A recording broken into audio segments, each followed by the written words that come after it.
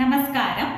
കുമാരി എന്ന് സംസ്കൃതത്തിൽ അറിയപ്പെടുന്ന കറ്റാർവാഴ ഒട്ടുമിക്ക സൗന്ദര്യ സംവർദ്ധക വസ്തുക്കളുടെയും പ്രധാന ഘടകമാണ്.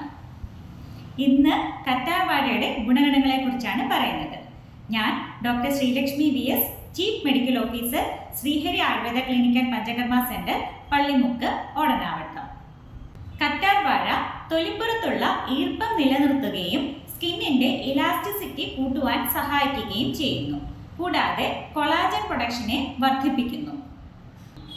തൊലിപ്പുറത്തുണ്ടാവുന്ന സ്കാർസ് കുറയ്ക്കുന്നു.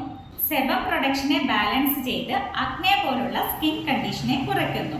ഇതിന്റെ ആന്റി ബാക്ടീരിയൽ, ആന്റിസെപ്റ്റിക് പ്രോപ്പർട്ടി മുറിവുകൾ ഉണങ്ങുവാനും പൊള്ളൽ കരിയുവാനും സഹായിക്കുന്നു. ഇതിന്റെ ആന്റി ഫംഗൽ പ്രോപ്പർട്ടി താരനും അതുമൂലമുണ്ടാകുന്ന മുടി കൊഴിച്ചിൽ കുറയുവാനും സഹായിക്കുന്നു. ഡ്രൈ സ്കിന്നിന് ഉപയോഗിക്കാൻ പറ്റുന്ന ഒരു റെമഡി കൂടിയാണ് കറ്റാർവാഴ.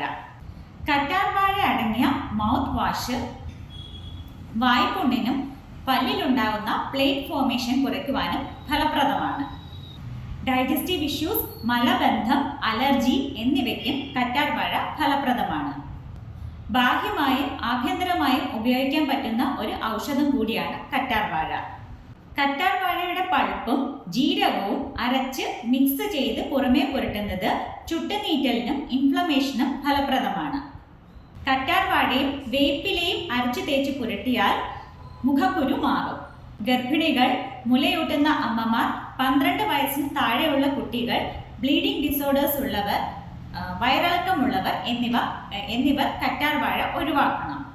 പൊതുവെ എല്ലാ സ്കിൻ ടൈപ്പിനും അനുയോജ്യമായ കറ്റാർവാഴ ചിലർക്ക് അലർജി ഉണ്ടാക്കുന്നതായി കണ്ടുവരുന്നു. ഒരു ഡോക്ടറുടെ നിർദ്ദേശപ്രകാരം മാത്രം ഉപയോഗിക്കുക.